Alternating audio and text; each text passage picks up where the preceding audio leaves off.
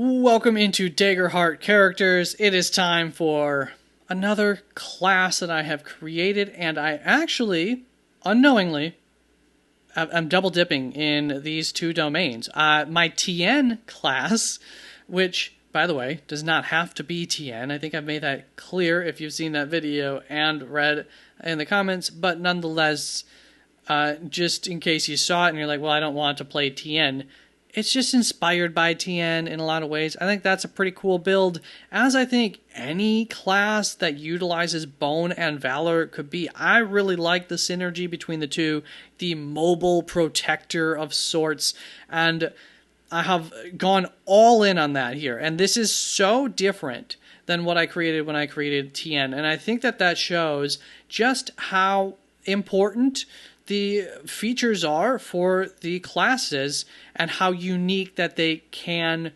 make, and I guess how various the options are ultimately for us as creators of these classes. That you can go. You can take these same two domains and create something very unique and very different thematically, in terms of, in essence, a lot of how they'll be used, even though also their domain cards, of course, could be quite similar. But, I mean, you don't take all the same domain cards every time you play, so which domain cards fit better with somebody's vision of a different class compared to a different class would also change, you know? So, I'm really happily surprised to see the two drastically different paths that going with the Bone domain and going with the Valor domain I created unknowingly, not even purposely avoiding. I didn't realize it till later. I was like, wait, I did do a Bone and Valor domain already together. So this version is much more less elegant, more powerful. As it says, Dreadnoughts are the glorious bullies, selfish tanks.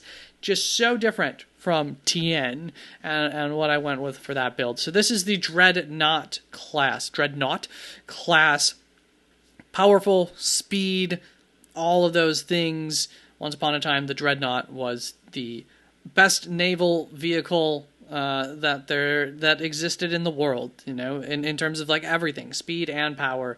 So that's kind of what we're going for with this build, with this class. And then we're going to take that into some, you know, different paths for these subclasses. So I hope you enjoy, and if you do, let YouTube know that you enjoyed it so that way other people can find this. That's liking, that's subscribing, of course, that helps, and that's commenting, though, is very, very helpful for the algorithm, so let the algorithm know, and when you do that, you'll also be letting me know, are you guys liking this or not? So I appreciate you. Take care. Let's go. Enjoy this, I hope. Dreadnoughts are the glorious bullies of the battlefield. Selfish tanks, even. They revel in the clash of steel, thriving on every blow delivered and received, eager to return each strike with a defiant smile. Their spirit is a relentless storm, their will a bastion hardened by overwhelming odds. Yeah, they like to be the underdog.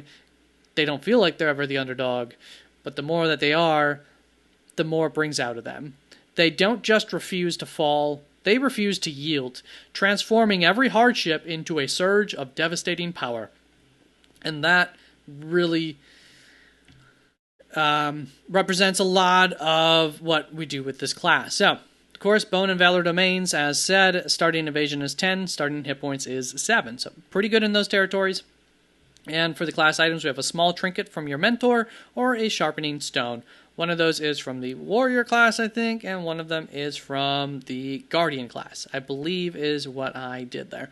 Now, that was something I had to avoid, getting too guardian-like or getting too... Well, the warrior I think was okay. It definitely pulled some inspiration from warrior, but I did have to avoid getting too into the guardian aspect of things with these this type of build.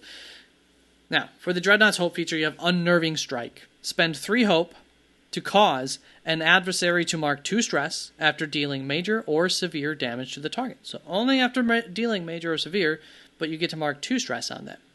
I thought that was a nice little trade-off and just kind of lets you know where we're heading with this build. Class feature, Blood Reaction Die. These are pretty cool.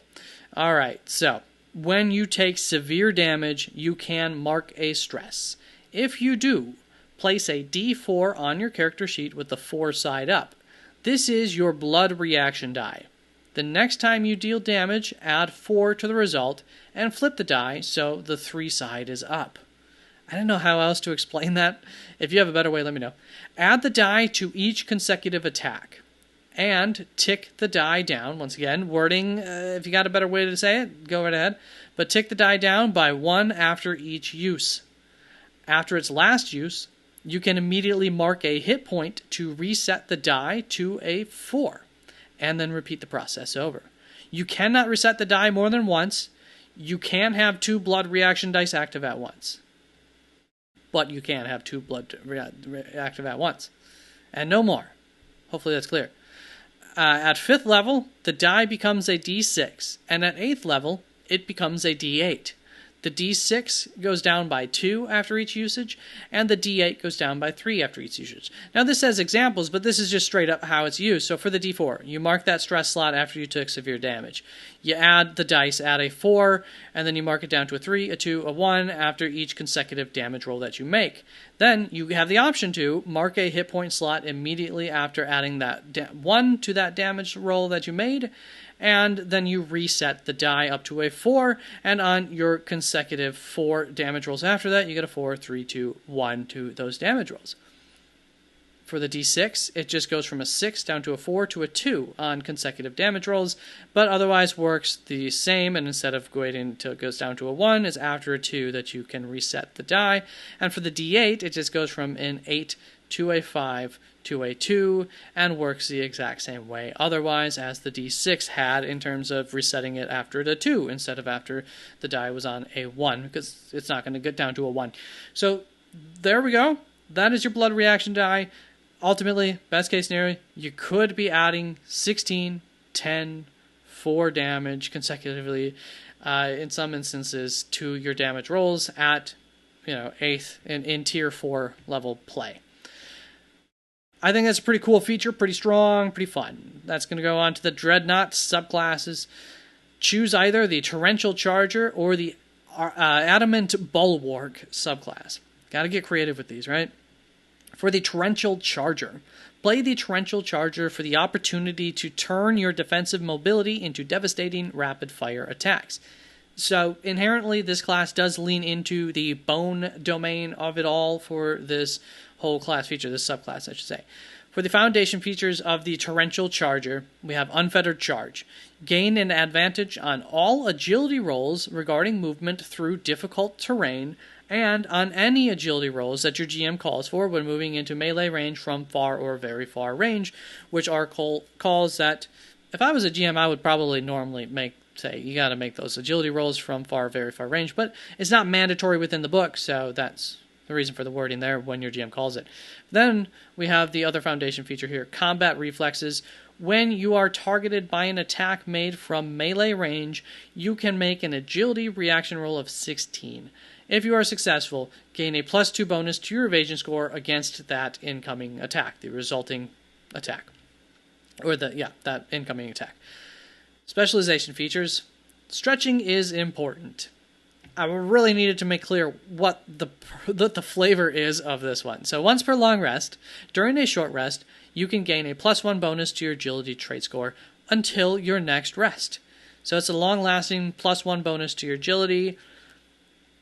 The idea here is that you're resting up before the big fight. You're at the door of the castle, and you have a chance to make one last rest while you're at the corner of the woods, keeping your eyes on the big castle just to make sure, whatever. You get the idea here. Big fight's about to happen. You got a chance. You're going to stretch before you go into battle, right? And when you stretch, you're going to get a little bit of bonus. You're going to be a little limbered up. So that's the idea here. Weapon training time. You ignore burden when equipping weapons. This is half of one of the class features for the warrior class, and the other half will be seen in the other subclass. Just a fun little note there. That's going to bring us on to the mastery feature, which is Reckless Barrage. After you succeed on an attack roll to deal physical damage to one of your weapons, assuming you have a primary and a secondary weapon active in terms of the language here, you can choose to accept a -1 penalty to your evasion score. If you do, you can make a second damage roll using the same attack roll with your quote-unquote other weapon against the same target. Just to be clear right up front here, the penalty to your evasion score clears after your next rest. But no, there isn't really any kind of limiter on how many times you can use this outside of the fact that you're going to make yourself much easier to hit every time that you do.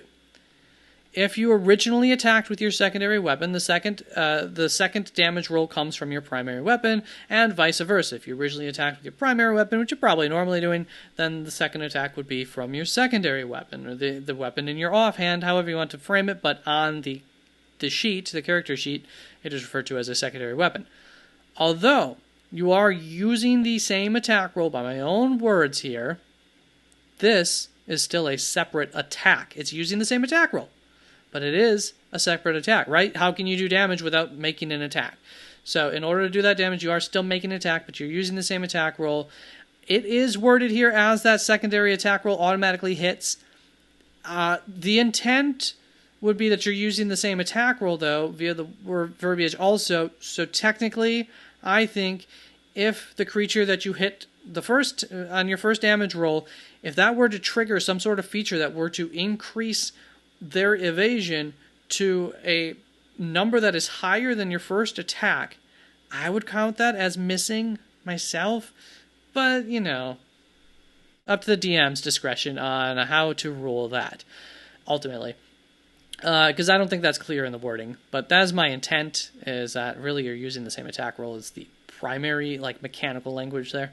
Your blood reaction die or dice tick down after each use of your damage roll. So making clear, this whole thing here is just making clear that you understand these are two different attacks, and the resulting damages are calculated separately. You can't give a +4 bonus to each of their damage rolls, or a +8 bonus to each of those damage rolls.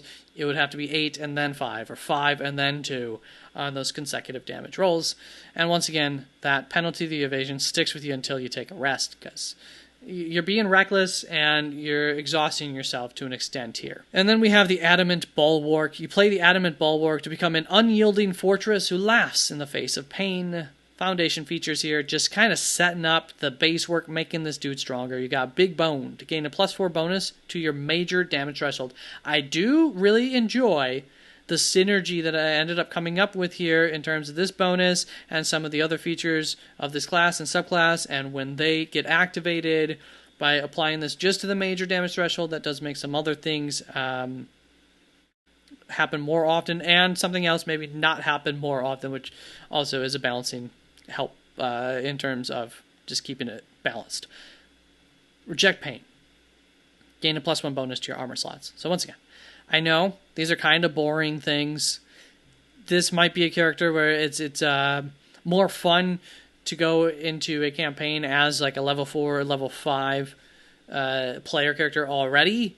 Then you don't have to sit there for 4 levels with passive abilities that are great, yes, but they're a little bit passive. Although you get to use armor slots, so that's not 100% passive. Anyways, onto your specialization features for the Adamant Bulwark. You've got Lash Out. When you succeed with fear on an attack roll, you gain a bonus to your damage roll equal to your level. So, you succeed, you're a little bit fearful. It's like a cat when they're backed up into a corner. All of a sudden, you are dealing more damage. You feed on that kind of fear type of idea. And then you have Outlast. Once per session, when you mark your last hit point, instead of making a death move, you can spend hope to convert stress into hit points. For each hope that you spend, you can mark up to 3 stress slots. For each stress slot that you mark, you can clear an equal number of hit point slots. I'm really proud of myself for this language here. It is very clear, mechanically tight, all that good stuff. So bring us on to this mastery feature, which is what I was kind of referring to, where this helps to keep this balanced. Ignore and respond. When an adversary deals minor damage to you, make a strength roll, reaction roll of 17. So not a guaranteed, but over half of the time at level 5, if your strength is 5, this should be working. On a success, you ignore the damage completely. You don't have to expend an armor slot for that. And you can make an attack roll against the target if they're within range of your weapon. So ignore, respond is the idea there to all minor damages that are dealt to you. So basically, minions that are attacking you, your GM's probably not want to attack you with minions for very long. Your job is to go up against the big bad and face him. Basically, kind of how that ends up working out. So there we go. That is the Adamant Bulwark, but also, I mean, your job, if you can't pull it off, would just be draw all the minions, because they're not going to do anything to you. It would be another way to take this. Either way, you get the idea here, mechanically, of how that works. And there you go. That's the Dreadnought. You are powerful. You are strong. You are some sort of fast Hulk, essentially. So there we go. Thank you very much. Hope you enjoyed it. Yeah, it's a pretty straightforward build in terms of everything, the flavor, all that. I do think if you build off of this in terms of the character that you're building, you can come up with a really fun character, I would think, to play.